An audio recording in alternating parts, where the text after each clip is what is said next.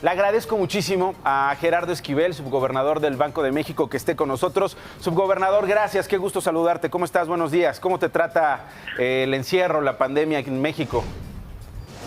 ¿Qué tal, Nacho? ¿Cómo estás? Un saludo a todo tu auditorio.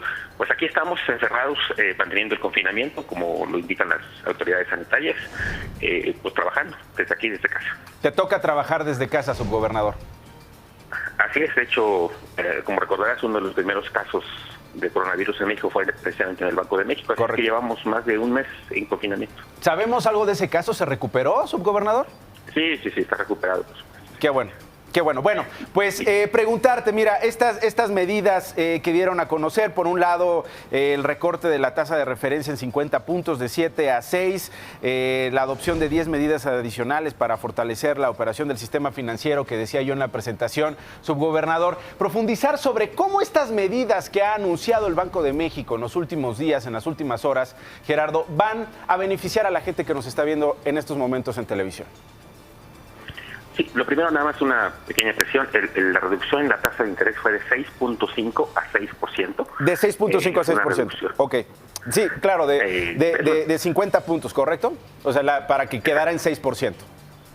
Exactamente. Correcto. Entonces, esa reducción, que se tomó la decisión de hacerla fuera de calendario, es decir, una decisión extraordinaria, pues es para reducir las tasas de fondeo de las instituciones bancarias, que a su vez se espera que eso se traduzca hacia adelante en menores créditos también para las personas físicas y morales que requieran créditos de las instituciones bancarias. Ese es un efecto, digamos, indirecto, pero bastante inmediato, que corresponde a la decisión que tomamos de política monetaria. Esa fue una de las decisiones que se tomaron. Hubo otro conjunto de decisiones, como bien mencionas, medidas adicionales para proveer liquidez, para facilitar el otorgamiento de créditos y en un mejor funcionamiento de los mercados, que yo resumiría para la población en general, digamos que es lo que quizá les interesa saber en qué les va a impactar. Pues la idea es que todas estas medidas garanticen que la crisis económica por la que estamos pasando, o vamos a seguir pasando en las próximas semanas, derivado de las medidas para contener la pandemia, que no tengan un impacto mayor en la economía y que se garantice que las instituciones bancarias tengan liquidez suficiente para poder hacer préstamos a todas las personas que lo requieran, micro, pequeñas y medianas empresas, así como personas físicas, para que no entren en una crisis de liquidez que pudiera volverse una crisis de solvencia, es decir, que las haga quebrar. Hay que impedir eso. Es muy importante garantizar que todos los pequeños empresas que eran solventes antes de la crisis puedan seguir subsistiendo. Y entonces para eso lo que más requieren en unas condiciones como estas es que tengan acceso a crédito para poder seguir trabajando, para poder pagar la renta, para poder pagar la nómina, y eso es lo más importante para evitar que una crisis económica derivada de una serie de acciones para combatir la pandemia se traduzca en una crisis macrofinanciera que lleve a una quiebra masiva de empresas, que lleve a desempleos permanentes, etcétera. Eso que sería muy costoso y que nos tomaría mucho tiempo salir de ello, es lo que hay que evitar. Y las acciones que tomamos, todas ellas, fueron orientadas a que las instituciones bancarias nunca dejen de tener liquidez, para que nunca dejen de poder hacer estos préstamos.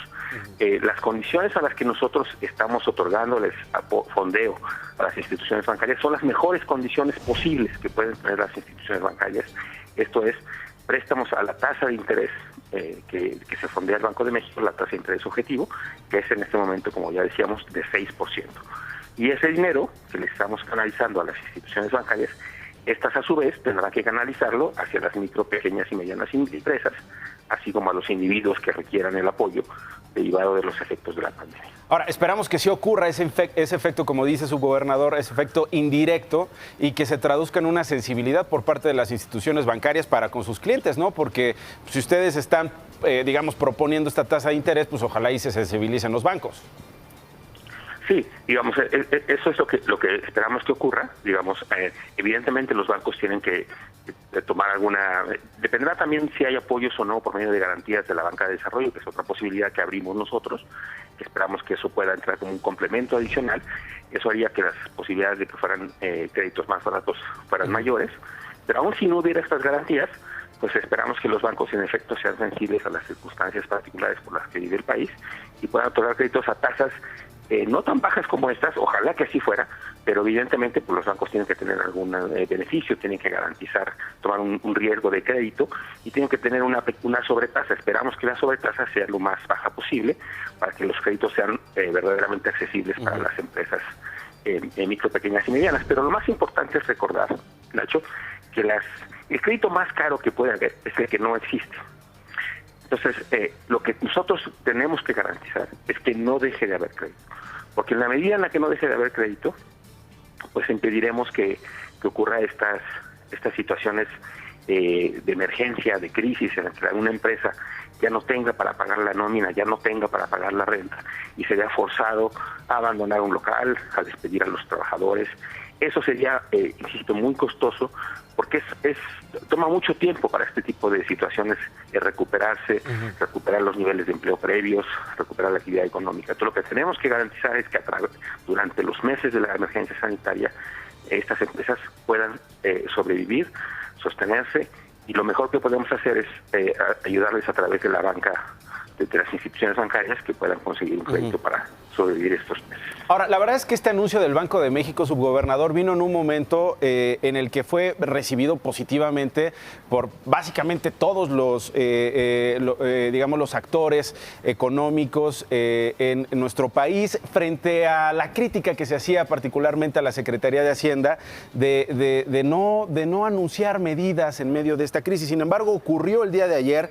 El día de ayer el secretario de Hacienda y Crédito Público, Arturo Herrera, dio a conocer pues la apuesta de estos bonos por $6,000 millones. ¿Qué opinión te merece la reacción de la Secretaría de Hacienda, subgobernador?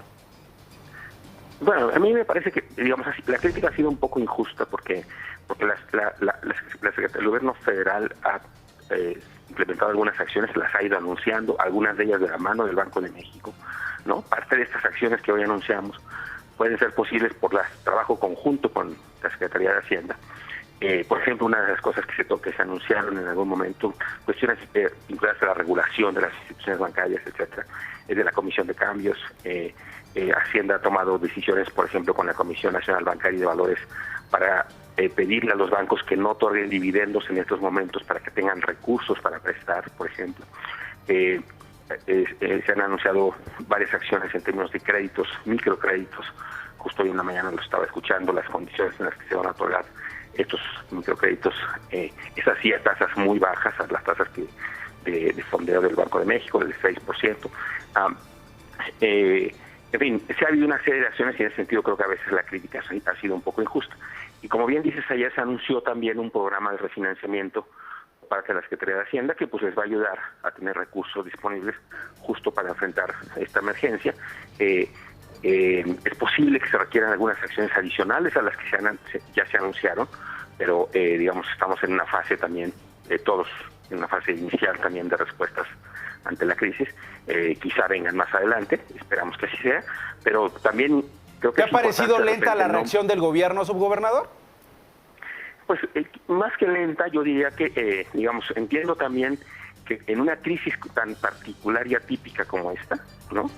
Recordemos que es una crisis que no se fue gestando poco a poco, en la cual pudimos habernos ido preparando. Esta fue una crisis pues que nos llegó del exterior de manera completamente inesperada, y en ese sentido, pues el gobierno también, todas las instituciones, y lo digo también por nosotros nos hemos visto en una circunstancia también de responder de manera inmediata a una situación pues completamente inesperada. Claro que hay distintas capacidades de reacción por el tamaño de las instituciones, por la disposición de recursos, por la necesidad de seguir operando los programas normales.